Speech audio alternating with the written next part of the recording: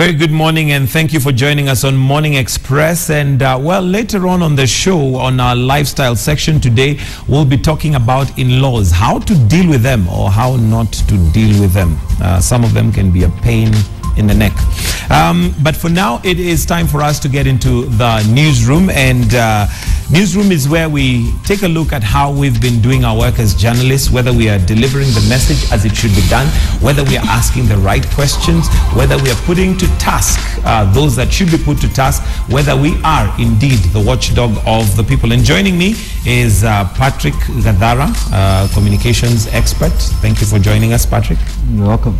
And we missed you last week. Yeah. Sorry I couldn't make it last week. Yes, but we got your apology. Thank you. We also have Nancy Booker, who is a lecturer at Multimedia University and also the chairman of media at MMU. Thank you for joining us once again. Thank you, Michael. And last but not least, Clay Muganda, features editor with The Standard. And let me start with you, Clay, this morning. Of course, we Why me? Well, because you're close to me. you're the closest to me, so why not? And we always start with Gadara. So today I want to punish him for not being there last week.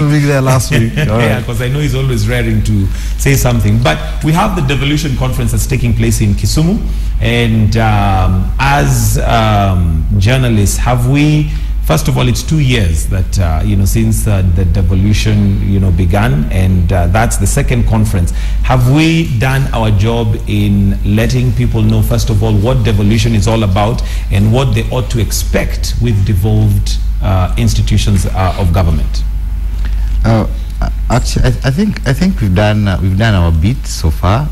The only confusion that comes in is comes from the politicians, when some of them tend not to understand what their roles are, what the different roles of different officers, or what is for state and what is supposed to fall under counties is. But I think the media has actually tried to break it down all through for the past 2 years, and even if you look at yesterday's papers, the way we tried to break it down, especially the Standard, the lead story, the way they tried to break it down, especially when it comes to funds, what are the functions of the counties, what are the functions of the national government, and how much money is allocated to each. So I think the media has done quite a commendable job in trying to break it down. I know it was a little bit convoluted, and most of the time it's not so easy to understand, because probably when it came we were not very ready as a country. But I think in the past 2 years, probably, I think the media has maybe broken it down. I think 90% of it is actually understandable thanks to the media. The constituents. Yeah. Nancy, are we just hyping up? Because I think like yesterday, all the dailies and most of the stations were on the devolution conference. Have we been talking about the devolution rather than just a conference? I think first of all, I think Clay has been very generous. 90% is it's very high. It's very, very high. Maybe I would give it 60%, and there are reasons for that. I wouldn't blame, I wouldn't blame the media for the kind of coverage that we have had regarding devolution, because as a country we are all learning and we are all trying to understand what this is.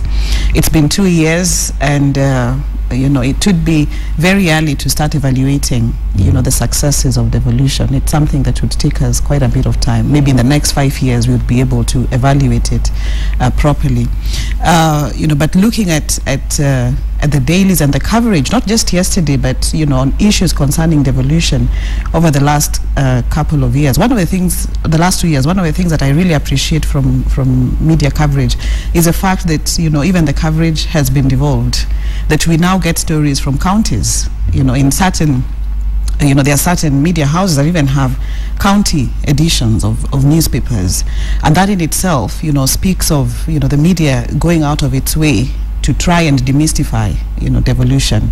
But having said that, we need to see a lot more of stories that touch on the principal beneficiary of devolution, the local person we used to refer to this person as Wanjiku, but people say, Wanjiku died, so maybe it's Njeri or Atieno or, Kemboi, that local person out there who's supposed to be the principal beneficiary of devolution. And I think that's the angle that we then need to see a lot more coverage of. There has been an attempt to do that, but we haven't felt it. And oftentimes the coverage seems to focus on, politicizing devolution. I think many times when we read about the governors, it's more of their political intrigues rather than, the actual implementation of devolution to the local people. Okay. Gadara, I know you're one who normally takes a whip at media. Do you think we've done enough research, given that devolution is something, 2 years is pretty young, but have we done enough research to actually, first of all, inform the constituents, and secondly, put on the spot those that are, like Nancy is saying, politicizing the whole thing, so that we put them on the spot and let them do the work that they're supposed to do?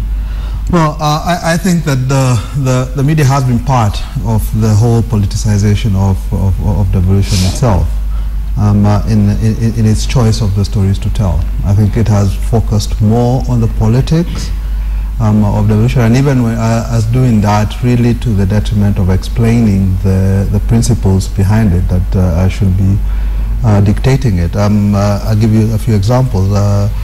We've seen, for example, as we saw with the land issue here in Nairobi, the president purporting to direct county governments, which really don't work for him.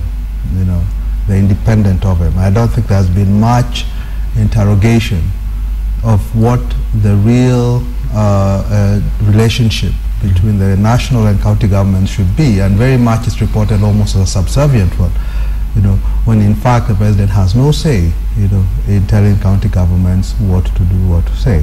I think the role of the Senate in protecting governments, as much as the Senate has been trying to assert itself, has not been well articulated, there. So we have issues, I think, with how we rolled out devolution and how it actually works in practice that are yet to be investigated. Look at health. It's supposed to be a fully devolved function. Counties are being forced essentially to lease out equipment from the national government. Why?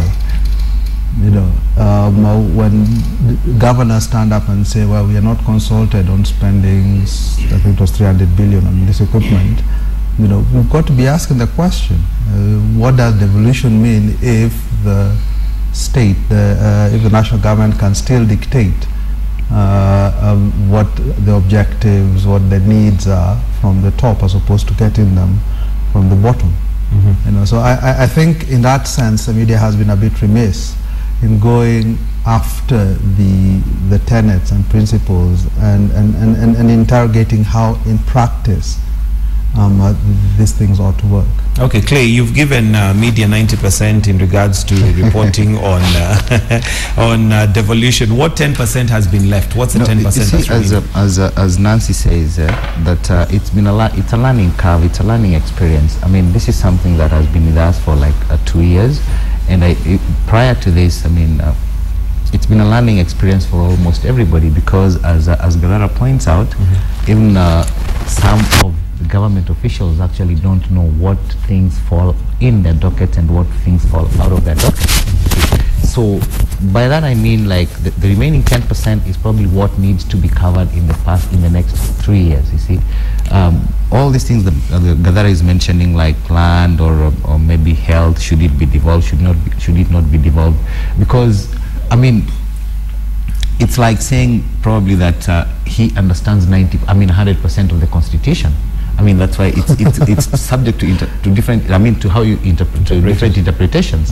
So this is what I mean by saying that even the media also is a part of this. It's only that when it comes to politicians and the media, I think the media is a little bit ahead, because here's a case where we have the people's interest at heart. But the politician, like that particular politician, so when he speaks, he's speaking for either his people, while you're speaking for everybody else. So we actually tend to widen our understanding. We want to understand more than just one aspect. See, so every time you hear maybe a politician talking about that health, it is because maybe there's that crisis. He does not say like, okay, fine. When, let's say, the governor of Bomet, for example, is talking about that health, he's not talking about that health specifically, like devolve it so that it goes to Malindi or Kilifi or another county. He's probably be talking. He'll probably be talking about his county. So what the media has actually done all this time is try to break it down for the people to understand that actually, if it is health, it's either supposed to be devolved or not to be devolved. These are the functions that actually your county government is supposed to deliver to you, and that's why you find, like as Nancy pointed out, the sections about when we do the coverage about the county section in the newspaper, or even when there's a roundup of county stories of county on TV, we actually try to let the people know that these are the things that you're supposed to demand from your government, from your county government. So we've actually done much more than politicians have done to enlighten their own people. If this is a competition between media and politicians, then you'll always come out in front. But that's not what it is. The media cannot really resort to the argument that we're doing better than politicians. They have to be judged by their own output, on their own merit. Independently. Yes, and I think, if you take the example of health, it's not me saying whether it should or should not. Constitution says health is a fully devolved function. That the government retains really just the policy aspects of it.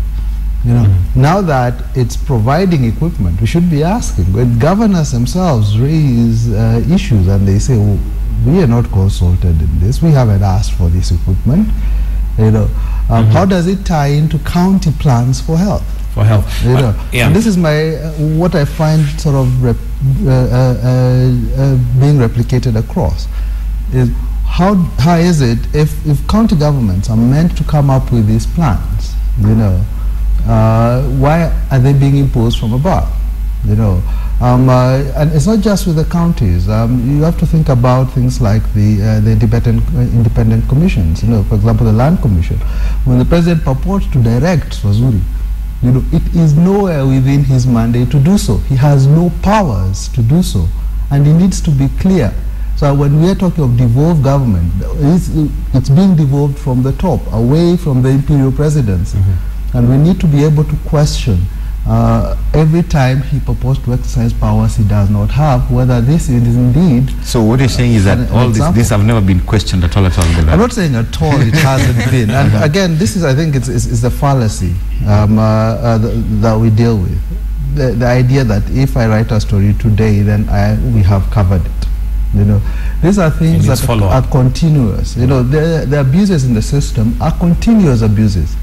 And until people understand actually what we mean when we say the presidency is limited, there are certain things it cannot do. It has no power. They need to understand that. People need to understand that. What are those things? Who exercises those powers? Then we can start holding other people to account who then don't exercise their independence. Okay, Nancy? I think I just want to add that listening to my two friends here, it's as if, the buck stops with the media in doing all this. The media is just one of the institutions, and it can only do so much. It's supposed to check, play the watchdog role. And I agree with Gadara that yes, having one story that's raising those questions doesn't do justice, but at least it's a pointer towards the kind of interrogation that we should be having, not just as media houses, but as a country with regards to devolution. And the challenge is that often